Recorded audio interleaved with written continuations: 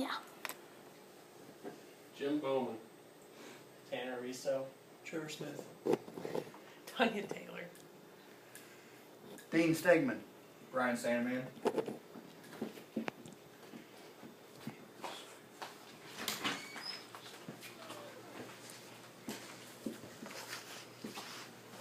Okay. And I'm Tyree. People have been smoking for a really long time. The Discovery Channel's website says it started about 3000 to 5000 BC. Of course, it was an accident, just like every other drug. One theory is that the tobacco leaves were accidentally thrown into a fire, and somehow someone liked the smell of them, so they started burning it on purpose. Smoking might have evolved from that one incident or something similar to it.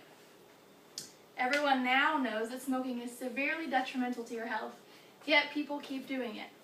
Believe it or not, there are actually a few health benefits to smoking. However, these only come to fruition after the smoker survives the bombardment of deadly diseases that come first. Now, I know listening to this speech probably isn't going to make anyone stop smoking.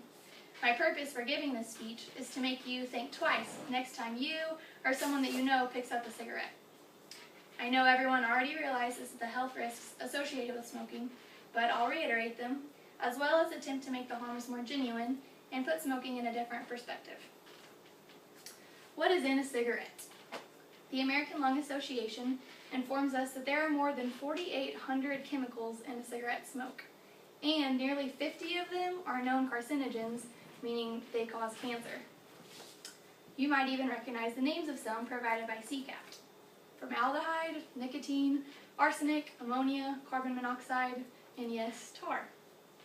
The Cancer Research Center from the UK familiarizes us with some of the chemicals. Formaldehyde is found in paint and, ironically, mortuaries, where all smokers will end up.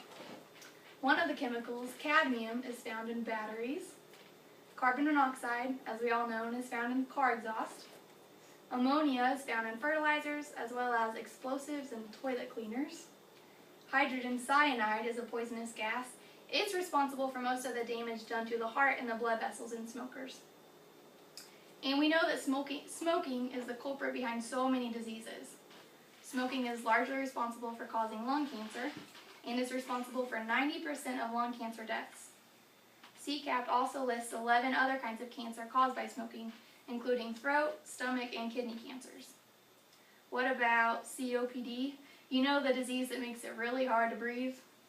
The American Lung Association informs us that 80 to 90% of deaths caused by COPD are due to smoking.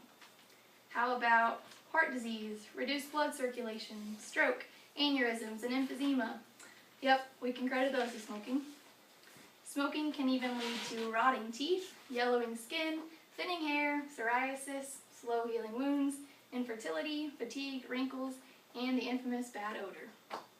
The conclusion of this section of the speech is that smoking leads to early death, almost 15 years early. Think about how much growing up a smoker could watch a kid do in those 15 years. Now, it's one thing if smokers want to kill themselves. It's a whole other story when they start harming their family, friends, and the people around them. Did you know that secondhand smoke, composed of side stream smoke, is actually more toxic than the smoke that smokers inhale in their mouths? Side stream smoke contains triple the amount of carbon monoxide.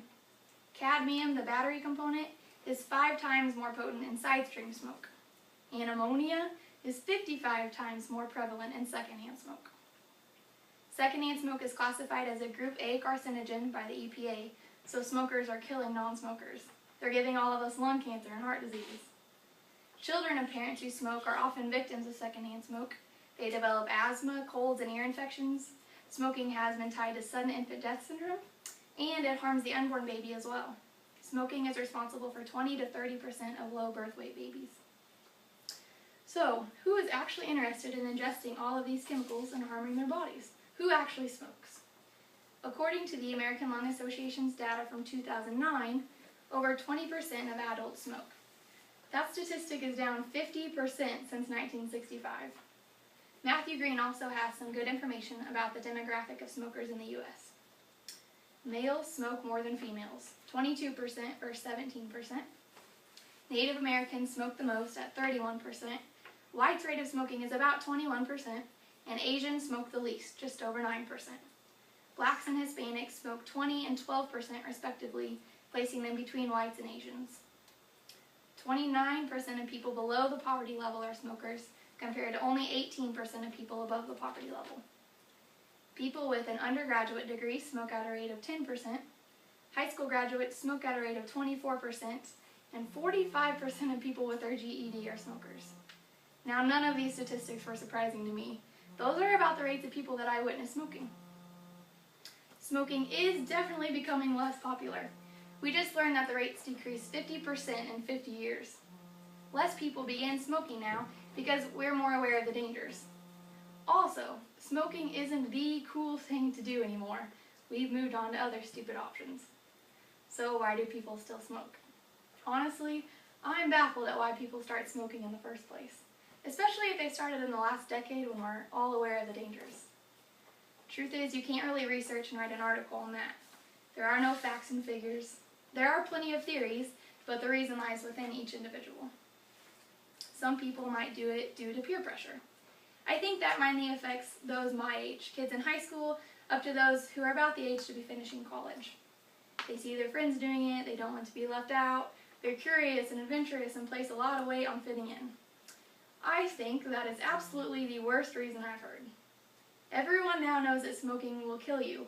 It's not going to make you have a fun time or act crazy or make memories. It will make you stink. Also, I've never heard anyone share a story about the pleasant experience they had the first time they smoked. So maybe they're just bored.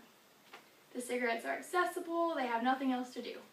They know that one cigarette won't make them drop dead, and they just want to see what it's like. At least this way, they won't be embarrassed when they make a disgusting face and get rid of it after the first puff. This obviously can't be the way that many people start smoking though, because no one would light up again after that first awful experience. Smoking has been linked to helping people keep their weight under control, so perhaps people start this deadly habit with the hopes that it'll help them maintain some control over their weight. The problem with this theory is that they may gain control over their weight, but they also lose control over the acceleration of their deterioration and death. Who's ready for some good news? We all know that quitting smoking is awful and long and a trying process, so I'll skip that and share some of the rewards of successfully quitting. The Cancer Research Center out of the UK shares some awesome facts. Only 20 minutes after you quit, your blood pressure and your pulse return to normal. 2 days later, your lungs already start clearing up. Your sense of smell and taste start to return. And after only 3 days, you'll have more energy. In 3 to 9 months, your breathing problems, including coughing and shortness of breath, improve. 5 years after quitting, your heart attack risks drop to half the level of a smoker. And lung cancer, the infamous risk of smoking, is about as likely in an ex-smoker who hasn't smoked for 10 years as it is for someone who never smoked.